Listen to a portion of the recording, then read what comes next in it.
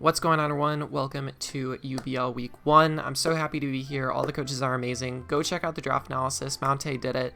I've been having some personal life stuff going on, which is always frustrating and annoying, but I promise I'm going to try not to make this like CGT where I'm like letting that stuff get the best of me. I think my mentality going into this season is like I literally do not care about how I do. I just want to have fun with like a team that is very like button clicking and offensy and just enjoy it. So, and that's what this game against Vepsis is. Yes, this is going to be a post commentary. I'm fucking sorry. I accidentally had my mic settings turned to my laptop microphone, which sounds like me drowning in a pool of gummy bears. So the audio is completely fucked. So I'm going to have to do a post commentary of this battle, unfortunately. But if you want to see an amazing live commentary of it, go check out Vepsis' channel, in which, you know, the battle will be uploaded on his channel at the same time that this goes up. So definitely please go check that out, and he deserves like all the love. So it's a fucking amazing game.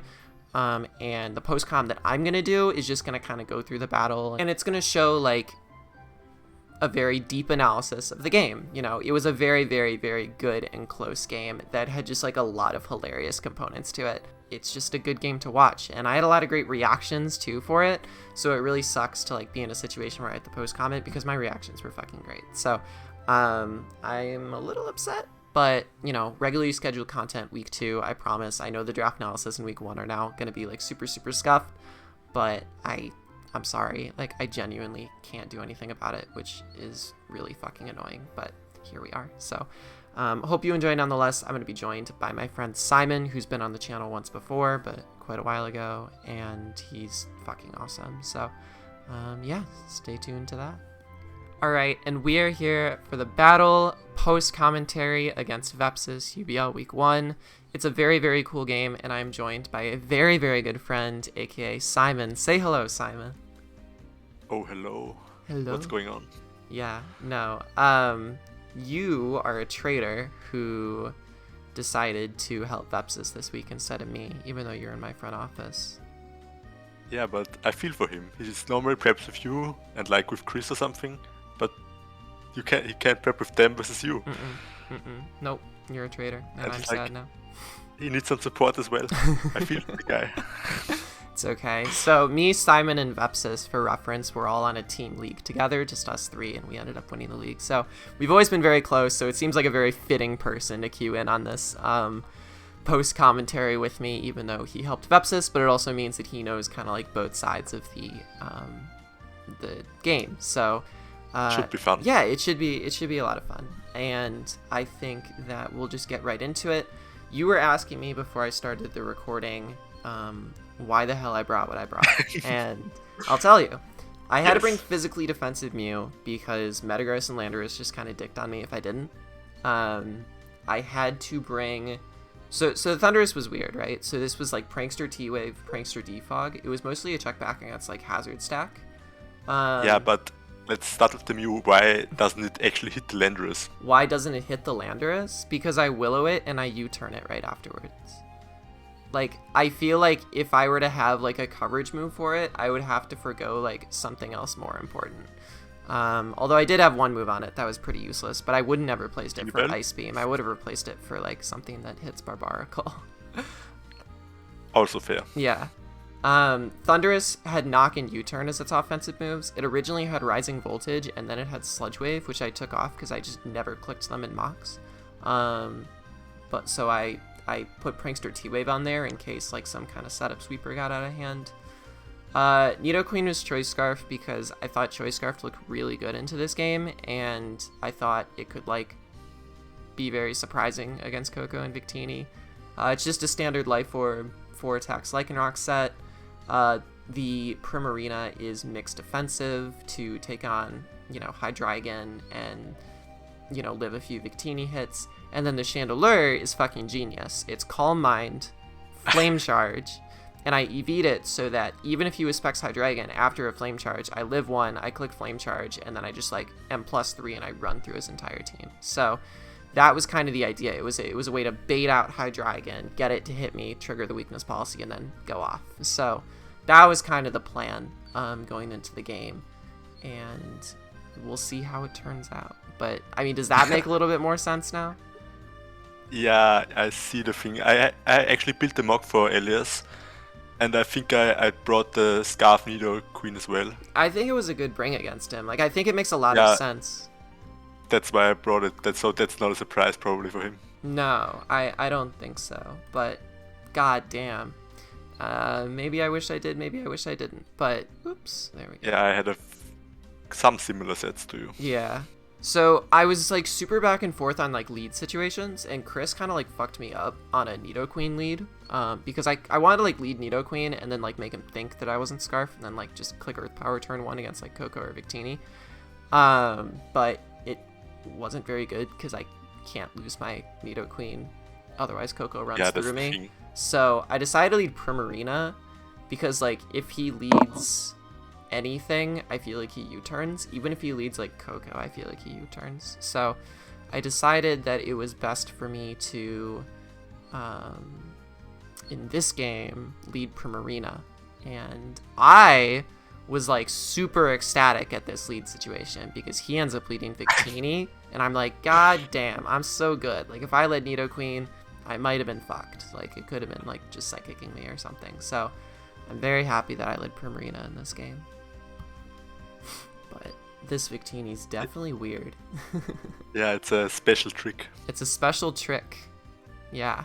I was not anticipating what it would be, which you all will see in a second. But I knew that, like, I don't know, my perception this turn was that he was going to click U-turn. I don't remember why, but I just assumed that he knew he wouldn't kill me, so he'd click U-turn, and then he just clicks Energy Ball. And then, like, I go for...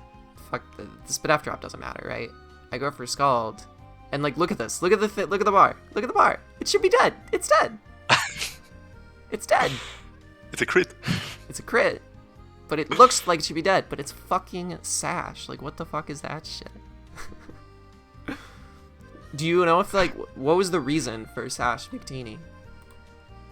Yeah, basically just a good lead, I think. It could lead and just like take damage on something for like a potential sweeper It in the just end game. doesn't die and basically can damage everything. Like, damage on Primarina is super important for his team. Yeah, for both Landorus Because- and Barbaracle. So Yeah, that thing is just something he can't kill in one. Like, no matter what, it's not gonna die because... Did he go with the wild charge on Coco? No, he didn't. I have no So idea. it doesn't die in one hit and hits everything hard, so damage on it is super important. That makes a lot of sense then, yeah, in hindsight. But like in the moment, I was like, what the fuck is he doing? Like he's just giving me his Victini turn 2, all right? And I had Aqua Jet, so like I was hoping, like, goddamn, like maybe he stays in. He was clearly thinking about this play, so yeah, I don't know. But I did have Aqua Jet, thankfully, so I was feeling really good this turn. I was like, god damn, look at me, I'm like freaking nailing it. I feel like it's a good start, but I can't lose a ton of health on my Primarina, otherwise it doesn't take on Hydreigon as well, right? And that wouldn't be very good. And it also doesn't take on many other things that well either. So I need to be at as much health as I can be. But the jet gives me like extra lefty, so like that's pretty cool.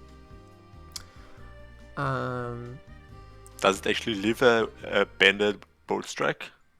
Yeah, I EV'd it to guaranteed live 1 banded Bolt Strike. From Jolly, not from Adamant. So I guess if he was Adamant, I might have been fucked. But I was willing to assume he wasn't clicking banded Bolt Strike turn 1. Like, I could be with Khan, like Vepsis scouts for those types of things. You have no idea how badly I wanted to click Scald this turn. So I'm like, you're not clicking fucking Discharge. Yeah, I remember I actually brought Vakan Primarina versus him. I almost did too, but I needed the health for Hydreigon. I wanted to stay in on this so fucking badly. I thought he'd U-turn or something. I was pissed. But he actually goes for Light Screen. So classic Vepsis with his screens. And I'm like, oh, that's pretty bad. That's like pretty cool. Like, I mean, it's annoying, but it's like, it's not like the Calm Mind set that I thought would come. I thought he was going to bring like the Calm Mind stored power set. You know what I mean? That like takes on those Neos. His prep is actually so nice. His prep is fucking awesome so far. But to me in this moment, I'm like, you're just like giving me like Victini, and now you're staying in. Like, what the fuck is that? and then he takes this hit like a champ, and then goes for taunt, which makes sense. But I reveal my Scarf here, and I'm like, I don't really care about revealing my Scarf, because he can either go into Hydreigon or he can go into Landorus, and I have switch-ins for both of those things, so like, who gives a shit, right? It was something way more sinister than that. There was little did I know that something so sinister laid in the back of this game that I was like majorly unaware of, which will be seen momentarily after Vepsis also gets a fucking Reflect Up. So Vepsis is willing to sack his top 2 picks of the draft to my Primarina and my Nidoqueen. And I'm here like, cool. And I definitely should be like, why the fuck is he doing that? You know what I mean? So... Yeah, screens are always like suspicious. Yeah, no, for sure. And I'm thinking to myself, I'm like, why the fuck is he just giving me this? Would he give me this? And I think I'm just like playing like kind of quick, and I'm like, I guess I'll take it. You know what I mean? When I should have like thought like, okay, there's maybe something happening more. Like something that maybe I should have done this turn is like gone into Thunderous and clicked Defog. Yeah, the thing with Coco is you can't really switch in much because it just dies if he clicks Thunderbolt anyways. Right. No, for sure. So that's like the problem of Coco being only checked by Nidoqueen. You can't really play around something like that. Right. So he goes into Barb hard, and I'm like, oh, that's pretty cool. Free Barbaracle. And it's fucking Air Balloon. And I think I shout like, I lose. I think I'm just like, oh shit. Which sucks because I definitely feel kind of fucked. But I do have a Mew, which guaranteed lives 1 hit no matter what, and can click Will-O-Wisp. And on this Mew, I deadass almost had Energy Ball over Heal Bell for this exact fucking moment. And I was like, I won't need it. It's fine. I won't have any problems with Barbaracle because it'll have to take so much damage to set up anyway. I can just revenge it with Lycanroc, except he's gotten in so for free because of this fucking Air Balloon, and he gets a free Shell Smash off here.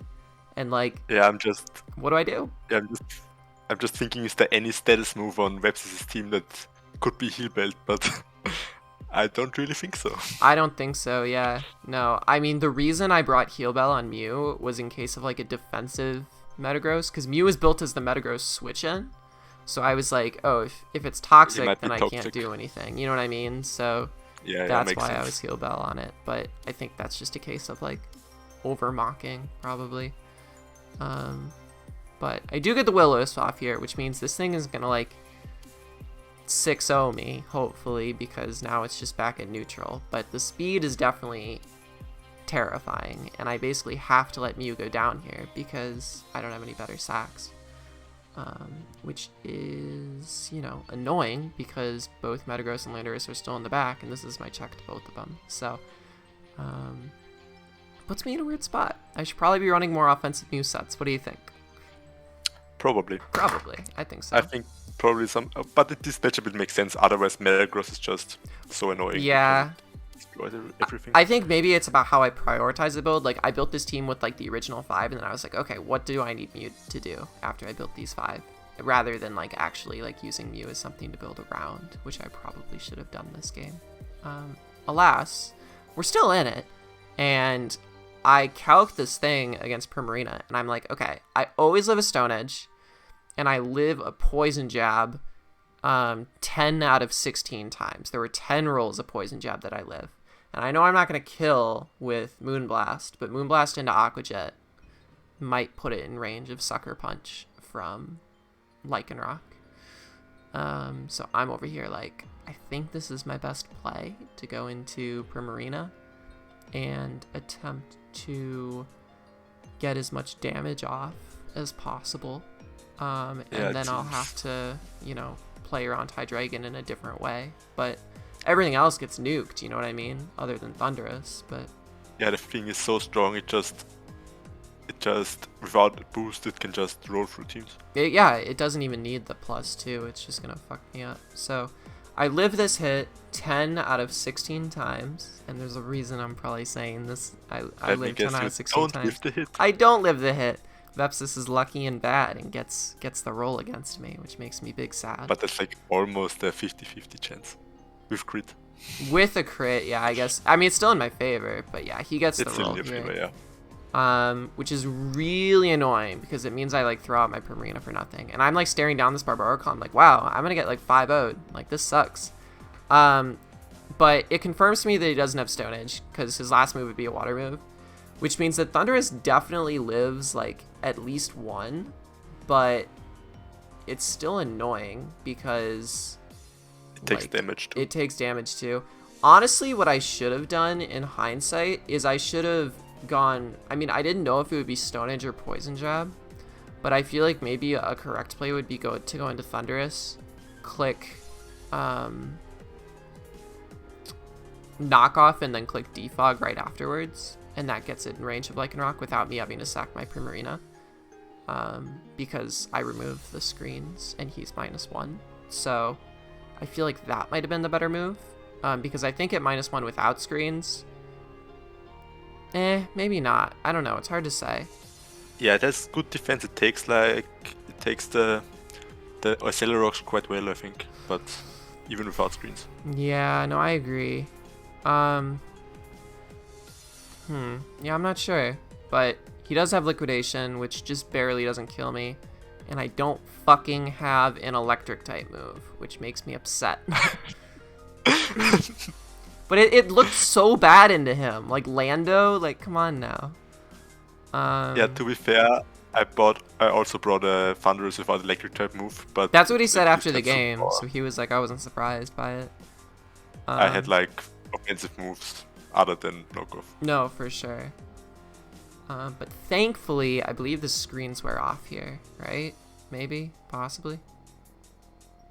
Yes, the Reflect wears off, so it allows me to go into my Lycanroc finally, even though I'm down 3-5. But this isn't the end of the game. Like, I can 100% bring this back at this point, I feel like. If I can just, like, get my Shandy in. And potentially find a way to, like, clean with Lycanroc. Like, it's still possible.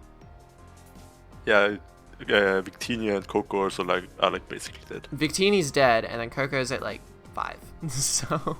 yeah. It's just a question of chipping Hydreigon, Landorus, and Metagross. And I go for Sucker Punch here. Accelerock didn't kill, but Sucker Punch did. So shout out to me having Sucker Punch for the Metagross. Sucker Punch is smart. Yeah, it was to out-prioritize Bullet Punch on Metagross. So it made sense here. So I do kill it. So I don't get fully swept by a Barbaracle. I just get broken by a Barbaracle. But that's okay. I fucking love Barbaracle, so. And it's also karma, because I told him to pick it, so. Whatever. That's like the karma pick. Yeah. But he goes Lando here, and I'm like looking at my team, and I'm like, okay, well, I lose. Like, all 3 of my Mons are like weak to ground, so like if he's Scarf, I just lose 4-0 here. If he's not, then like I just have to get damage and like hope. That I can do something, but like this Landorus is basically about to win. As I'm like staring it down, unless Elias, you know, makes some kind of like crazy bad play. So as I go for Rock Blast and I get 3 hits, but one of those hits being a crit, I get bailed. He goes for Rock Polish like a lunatic. He's going for game. He's going for game, and I just revenge this with a Cell Rock. So all of a sudden, he's given me an out to like get back into it. But I will admit, mentally, I thought I was still gonna lose. And I definitely should have like taken a step back and figured out, okay, how the fuck do I win this now? But you know, in the moment, I'm like, I think I'm fucked. So there's a situation here that comes up that's like, I may or may not have taken advantage of a certain situation, but we'll get there. I'm wondering now, what did the Rock Polish for, even for the Scarf? For the Scarf Nidoqueen, probably, yeah. I think his idea was that like maybe he lived and then could like Earthquake, or that he thought I'd swap or something. I don't know. I don't really know the play. I think he just misplayed. So yeah.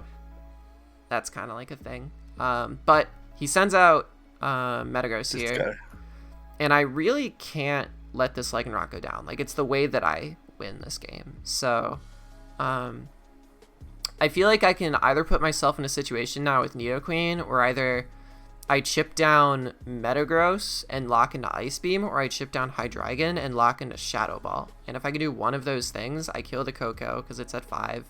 I kill the weakened either Metagross or Hydreigon, and then I nag the KO against the Mon that the move is super effective against. So here I'm trying to figure out, okay, what do I go into on this Metagross? Like, it could very well just go for Earthquake and I lose. I have to play off of him hopefully not going for Earthquake and trying to Bullet Punch me or something. The only choice I have, I feel, in this moment is to go into Chandelier and attempt to, make something happen. And this is where the game potentially changes a little bit, where Elias has just kind of been dicking me down. Where go ahead. He should have probably clicked Earthquake with both of these mons. Exactly, yeah. And he went for Bullet Punch here. So he's giving me openings. And I'm hovering over Calm Mind saying, oh, I can, like, click Calm Mind. Hydreigon comes in.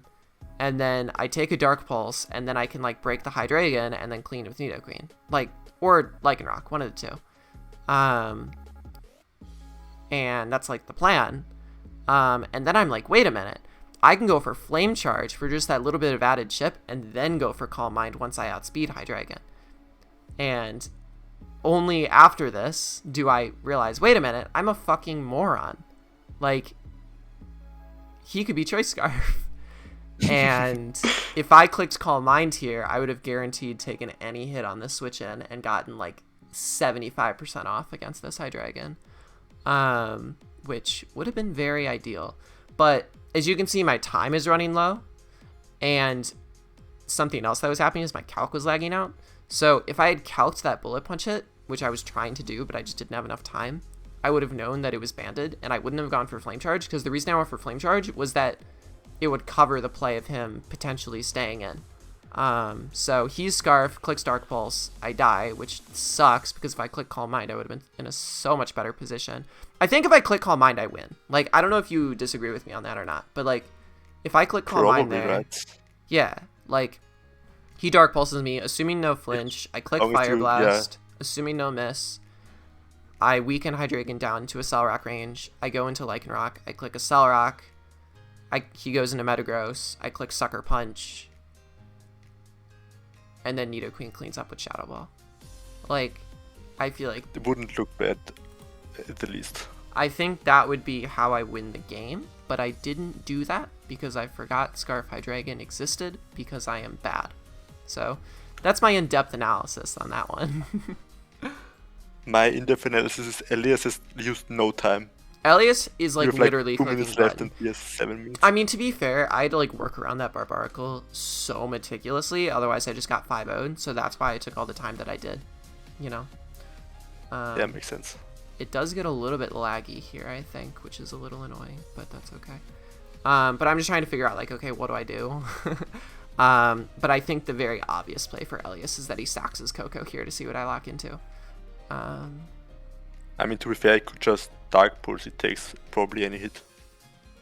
But he could Dark Pulse as well, but the issue is Dark Pulse that twice, and then you have only the Lycanroc left, right? Right, and if I live 2 Dark Pulses, which I think was possible, if I Ice Beam into like a Sucker Punch High Roll or something on the Metagross, then Lycanroc could win. So I think his best play is to go into Koko and like see what I lock into, you know? Yeah, also fair.